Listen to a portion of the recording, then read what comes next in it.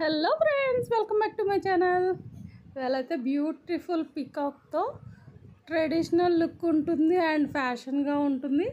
పికాక్తో ఏంటంటే rubber band చూపిద్దాం అనుకుంటున్నాను అండి.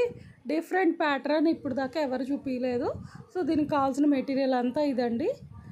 ఇవాళైతే మంచి వీడియోనే మీ ముందుకు తీసుకొచ్చాను. సో ఎక్కడ కూడా స్కిప్ చేయకుండా చివరి వరకు చూడండి. బ్యూటిఫుల్ రబ్బర్ బ్యాండ్ మీరు కూడా మేకింగ్ చేసేసుకోవచ్చు ఈజీగా. సో ముందైతే ఓహెచ్పి షీట్తో పాటు ఒక వైట్ పేపర్ వస్తుంది కదండి, దాని మీద డ్రా చేసుకున్నాను. అండ్ డ్రా చేసుకున్న లైన్ ప్రకారంగా ఒక సైడ్ గమ్ అనేది B7000 అయితే అదే పెట్టానండి. గమ్ము లైన్ లాగా డ్రా చేసుకున్నాను. సో డ్రా చేసుకున్నాక జర్దోసిని మనం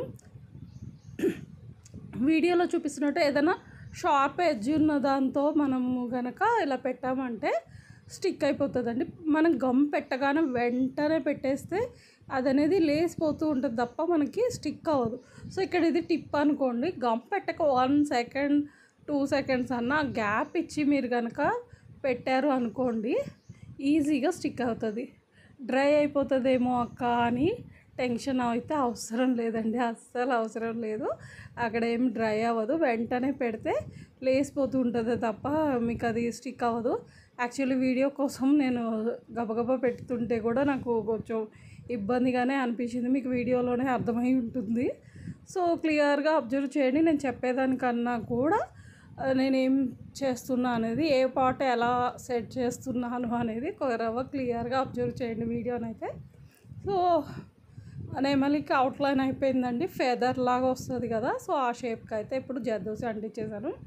ఇక్కడ ఏంటంటే కరువు తిప్పే చోటల్లా మనం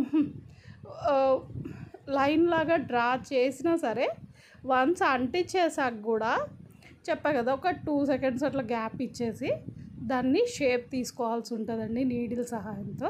నేను ఇక్కడ వీడియోలో చూపిస్తున్నాను నీడిలో, లేదంటే మీకు నీడిల్ లేదు అంటే మనకి B7000 క్యాప్కి ఆల్రెడీ సూదిలాగా వస్తుంది కదండి, దాన్నే మనం పెట్టినా కూడా ఓకే. సో అలా పెట్టేసి షేప్ తీసేసుకోవడమే. అయితే ఇంకా ఇక్కడ ఉన్నాయి కదండి, దాన్ని నోస్కి మెడ భాగానికి చిన్న చిన్న పార్ట్స్ అయితే కట్ చేసి పెట్టేసుకున్నాను. సో వాటిని కూడా అంటించేసి షేప్ తిప్పాలి. జస్ట్ స్ట్రైట్గా అంటించేస్తున్నాండి. ఇక్కడ మీరు క్లియర్గా అబ్జర్వ్ చేయొచ్చు. ఎప్పుడైనా ముందు అంటించేసేసి ఆ ప్లేస్కి అది సూటబుల్ అవుతుందా లేదా, ఎక్స్ట్రా ఏమన్నా ఉందా అని చెక్ చేసుకోవడమే.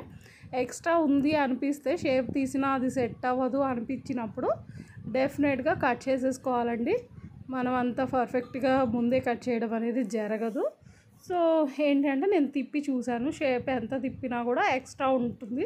సో ఇదంతా కాదు అనేసి నేను కొంచెం ఎక్స్ట్రా అయితే కట్ చేసి పడేసాను.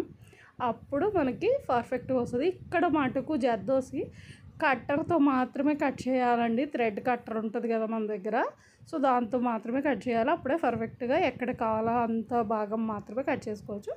సో పర్ఫెక్ట్గా నీడిల్తో అయితే షేప్ తిప్పేసుకోవడమేనండి డ్రై అయిపోయాక. సో చూసారు కదా, గమనించండి ఇక్కడ పర్ఫెక్ట్గా షేప్ అయితే తిప్పేసాను నేను, నోసు మెడ భాగం అంతా. తర్వాత నెక్ లైన్ మొత్తము గమ్ పూసేసుకోండి. సీక్వెన్స్ ఉంటాయి కదండి గోల్డ్ కలర్, అవి నేను పెట్టేశాను. ఇక్కడ నేను చూపిస్తున్న కలర్స్ అనే కాదండి, మీ ఇష్టం, మీ చాయిస్, ఏ కలర్స్ అయినా అంటించుకోవచ్చు.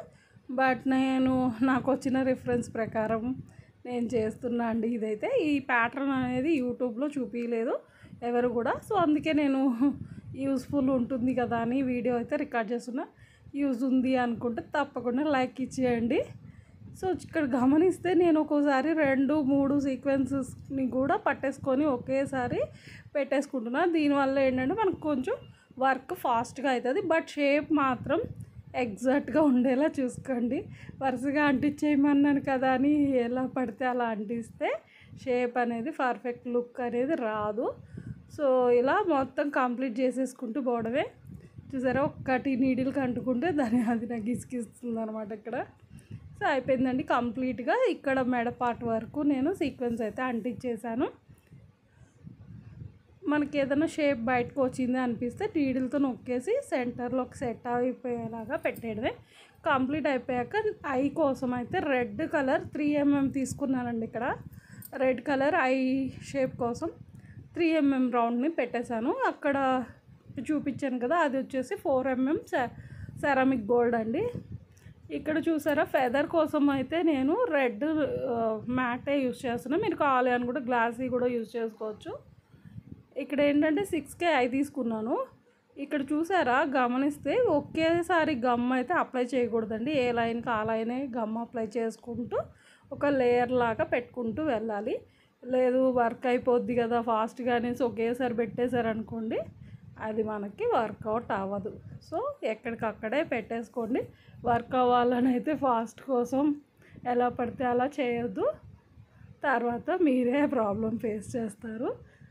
అంటుకో సరిగ్గా కస్టమర్ సైడ్ నుంచి మనకి రిమార్క్ అనేది వస్తుంది.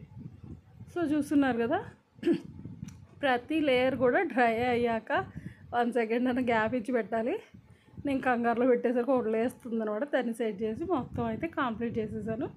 కొంచెం సేపు డ్రై అవనిచ్చి అయితే దీన్ని కట్ చేసుకోవాలండి. కటర్ తోటే కట్ చేసుకోవాలి. ఈ లోపు అయితే రబ్బర్ బ్యాండ్ని అటాచర్తో నేను ఇక్కడ 1.5 MDF తీసుకున్నాను. దానికి అటాచ్ చేసి అది కూడా డ్రై చేసేసాను.